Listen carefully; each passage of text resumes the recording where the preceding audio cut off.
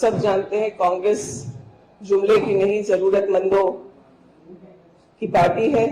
कांग्रेस की सरकार जहां भी है, चाहे हिमाचल में हो, कर्नाटका में हो या फिर गठबंधन में जहां भी हम लोगों की सरकार है, वहां पर महिलाओं को ध्यान में रखते हुए, महिलाओं को केंद्र में रखते हुए उनके सशक्तिकरण की काम को करती रही है। मैं शुरुआत दिल्ली से करना चाहूंगी और जब दिल्ली की बात हो, महिलाओं की बात हो, तो दिल्ली की पूर्व मुख्यमंत्री स्वर्गीय शीला दीक्षित जी की बातें बहुत जरूरी हो जाती हैं और उनके बिना वो बातें पूरी भी नहीं होती। देश को लाडली शब्द से योजना देने वाली पहली महिला मुख्यमंत्री शीला दीक्षित जी थी और उन्होंने अपनी सरकार में यह सुनिश्चित किया था कि कोई भी बच्ची अगर अस्पताल में पैदा होती है तो उसे सरकार की तरफ से 11,000 रुपए और अस्पताल में ना पैदा हो तो 10,000 रुपए उसे सरकार से मदद मिलती है। इसी कड़ी को आगे बढ़ाते हुए उन्होंने शिक्षा से भी जोड़ा और पहली से लेकर 12वीं कक्षा तक लड़कियों की शिक्षा के लिए 25,000 रुपए देने की बात उन्होंने की थी। तो एक तरह से कह सकते हैं कि प्रति गर्ल चाइल्ड उन्होंने 36,000 रुपए, जिनका जन्म अस्पताल में हुआ हो और जिनका जन्म अस्पताल में नहीं हुआ, उनको 35,000 रुपए सहयोग देने की बात थी। उसी प्रकार से जो बुजुर्ग महिला थी, विकलांग है या एकल महिला है, उसके लिए भी सामाजिक सुरक्षा की योजना शीला जी के समय हुआ, जो 600 रुपए से बढ़कर 1,500 रुपए तक देने का काम उनके कार्यकाल में हुआ।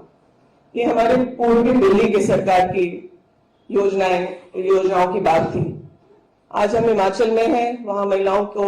1,500 रुपए सहयोग राशि दिया जा रहा है।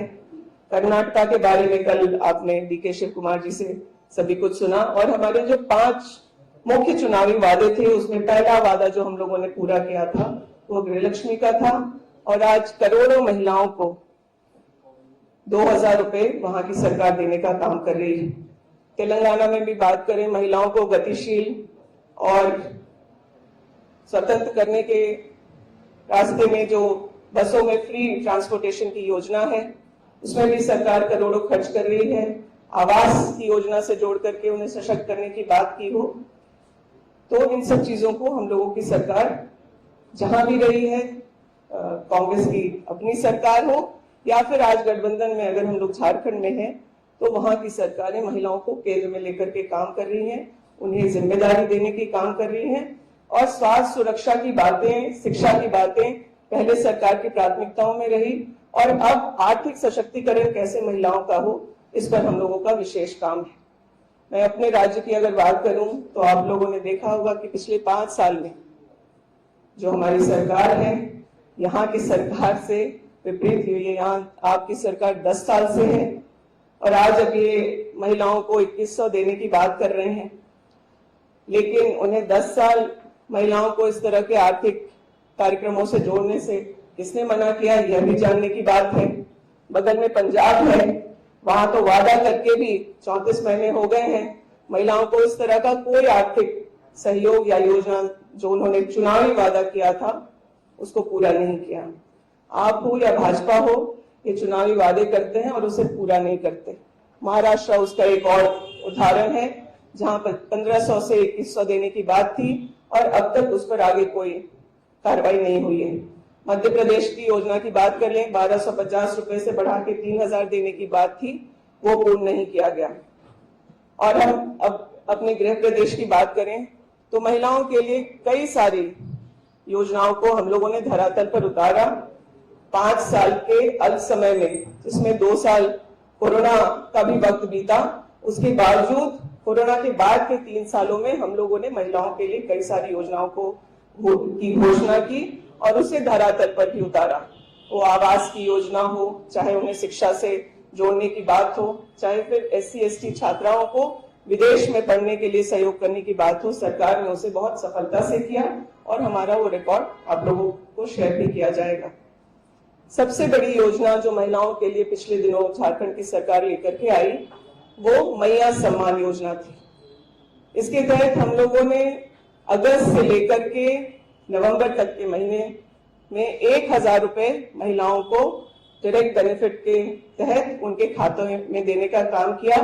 और हमारे चुनावी वादे में, मुख्य वादों में था कि हम पहले ही महीने उन्हें 2,500 रुपए उनके खाते में देने का काम करेंगे। उसको बहुत ही सफलता से हम लोगों की सरकार, जहां आदरणीय हेमंत सोरेन जी के साथ कांग्रेस भी गठबंधन में है, हम उसमें कई सारे कांग्रेस के मंत्री हैं, हम लोगों ने सुनिश्चित किया कि पहला वादा जो पूर्ण करना है, हमारा जो चुनावी वादा है, वो इन महिलाओं को 2,500 रुपए देने का है। मुझे आपसे साझा करके बहुत खुशी हो रही है कि कल ही हम लोगों ने दिसंबर महीने का जो 2,500 रुपए देने की बात थी, उसको हम लोगों ने पूर्ण किया और 56 लाख महिलाओं के खाते में करीब 1,500 करोड़ रुपए कल ही ट्रांसफर किया गया है। कहने की बात यह है कि हम सिर्फ वादा करते नहीं, उससे पूर्ण करते हैं। ये काम भाजपा की भी सरकार कर सकती थी, आप लोग की स्थानीय दिल्ली सरकार भी कर सकती थी, लेकिन चुनावी वादों को करना और उसके बाद भूल जाना, ये इनकी फितरत में है। और नहीं तो आज केंद्र में भाजपा की सरकार है, उन्हें कौन इस प्रकार की योजना लाने से रोक रहा है, पूरे देश में इसको लागू करने से रोक रहा है, यह सवाल भी पूछे जाने चाहिए। आज अगर केंद्र यह तय कर लेता है कि हम अपनी महिलाओं की आर्थिक सशक्तिकरण के लिए, उनके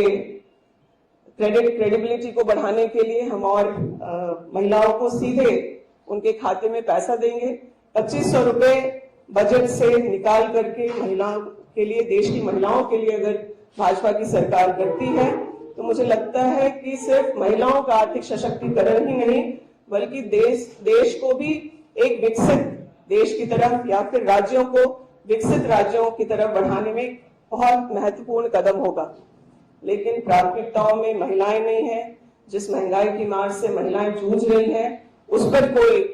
ध्यान सरकारों का नहीं है। ये हमें दिल्ली में और देश के में जो सरकार है, जो दिल्ली में बैठी हुई है, वो देखते हुए मिलता है। क्राइम की बात करें तो भी आपको पता है कि दिल्ली में आपकी सरकार और भाजपा की सरकार